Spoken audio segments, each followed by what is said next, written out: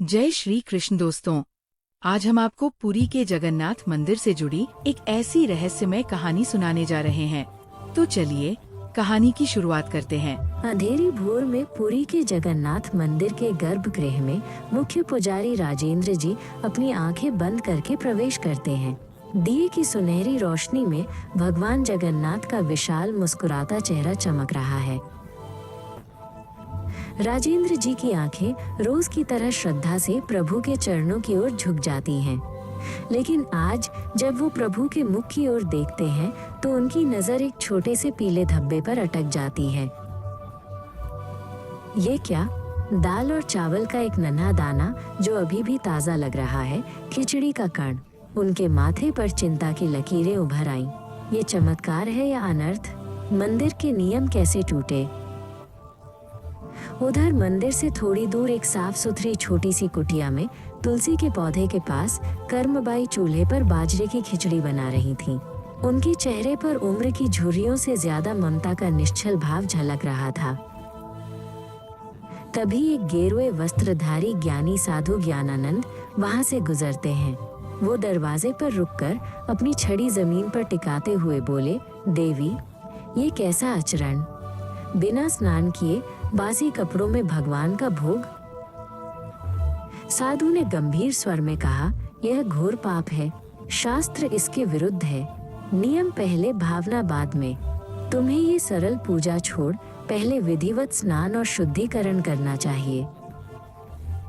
कर्मबाई का चेहरा उतर जाता है। उनकी आंखों में बच्चे जैसी भोली उलझन है। उन्होंने हाथ जोड़कर कहा, पर महात्मा, मेरा लाला सुबह सुबह भूखा होता है। उसे इंतजार करवाना माँ से नहीं देखा जाता। वो बेचैन हो जाता है। राजा गजपति को आधी रात को गहरी नींद में एक स्वप्न आता है। भगवान जगन्नाथ उनके सामने खड़े हैं, पर उनका चेहरा उदास और उतरा हुआ है। प्रभु ने चिंता से कहा, राजा, तुम्हारी व्यवस्था बहुत अच्छी है, पर तुमने मेरी माँ को दुखी किया है। प्रभु बोले, उस ज्ञानी के कहने पर अब वो पहले स्नान करती है और बहुत देर बाद भोग लगाती है। जब तक मुझे मेरी माँ का प्यार भरा भोग मिलता है, तुम्हारे मंदिर का समय हो जाता है। मुझे जल्दी जल्दी खाकर हाथ मुंह पोंछकर यहाँ आना पड़ता है। राजा की नींद टूट गई और वो तुरंत भागते हुए कर्मबाई की कुटिया पहुँचे। उन्होंने वहाँ साधु ज्ञानानंद को देखा, जो अभी भी खड़े थे। राजा ने साधु से कहा, महात्मा, जिसे आप अज्ञानी कह रहे हैं वो तो स्वयं प्रभु की माँ है। आपके नियमों ने मेरे प्रभु को भूखा रखा। कई साल बीत गए। कर्मबाई अब बहुत वृद्ध थीं। वो अपनी चारपाई पर अंतिम सांसें ले रही थीं। वही नटखट बालक अपनी दिव्य चमक के साथ उनका हाथ थामे बैठा था। वो स्नेह से फुसफुसाया, तुम चिंता मत करो माँ, आज मैं तुम्हें अपने गोलोक धाम ले जाने आया हूँ। उसी पल मंदिर में भगवान जगन्नाथ की मूर्ति की आंखों से अविरल मोटी आंसुओं की धारा बहने लगी। राजा गजपति ने अपने सारे भक्तों के सामने प्रतिज्ञा ली, आज से प्रभु के 56 भोग से भी पहले सबसे पहला भोग कर्मबाई माँ के नाम से बाजरे की खिचड़ी का लगेगा। प्रेम नियम से बड़ा है। राजा की घोषणा के बाद पुजारियों में एक क्षण के लिए हलचल मच गई। राजेंद्र जी, मुख्य पुजारी, अपने माथे का पसीना पोंछते हुए खड़े थे।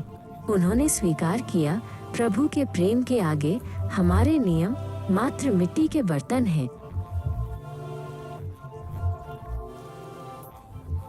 उसी दिन से मंदिर के रसोइये, जिसे सुआर कहते हैं, ने एक नई परंपरा शुरू की।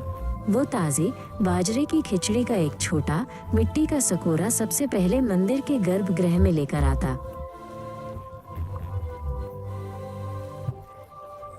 ये कर्माबाई की खिचड़ी कहलाती थी। इसे प्रभु को ऐसे चढ़ाया जाता जैसे कोई माँ अपने थके हारे बालक को उसकी पसंदीदा पहली कौर खिला रही हो। ये भोग नहीं, प्रेम का पहला निवाला था। उधर साधु ज्ञानानंद प्रायश्चित्त की अग्नि में जल रहे थे। वो मंदिर के बाहर एक कोने में चुपचाप बैठ गए और हर सुबह कर्माबाई की कुटिया की दिशा में सिर झुकाकर क्षमा मांगते। उन्होंने अपने सारे कठोर नियम तोड़ दिए और प्रेम के नए नियम को स्वीकार किया। अब वो मंदिर में आने वाले हर छोटे बच्चे को अपनी गोद में बिठाते और उन्हें प्रभु का लल्ला कहकर बुलाते। एक दिन साधु ज्ञानानंद ने महसूस किया कि उनके हृदय में वो कड़ापन नहीं रहा, केवल बाजरे की खिचड़ी की हल्की सी सुगंध और माँ के वात्सल्य की गर्माहट बची है। वो अब प्रेमानंद साधु बन गए थे। सदियों तक ये परंपरा चलती रही। पीढ़ी दर पीढ़ी पुजारी और राजा बदलते गए, लेकिन बाजरे की खिचड़ी का सकोरा कभी नहीं बदला। वो हर दिन सुबह सबसे पहले प्रभु के मुख के सामने रखा जाता।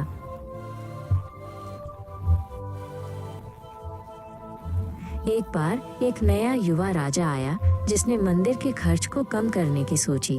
उसने कहा, एक छोटी सी खिचड़ी के लिए रोज नए सकोरे क्यों न इसे किसी धातु के बर्तन में परोसा जाए। पुजारी ने राजा को कर्माबाई और प्रभु के प्रेम की पूरी कथा सुनाई।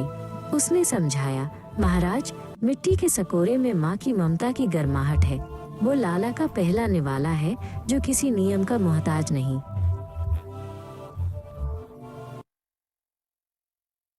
उस रात युवा राजा ने भी वही सपना देखा। नटखट बालक जगन्नाथ अपनी माँ की खिचड़ी खाकर मुस्कुरा रहा था और कह रहा था, धातु के बर्तन ठंडे होते हैं, मेरी माँ का सकोरा गर्मजोशी से भरा है।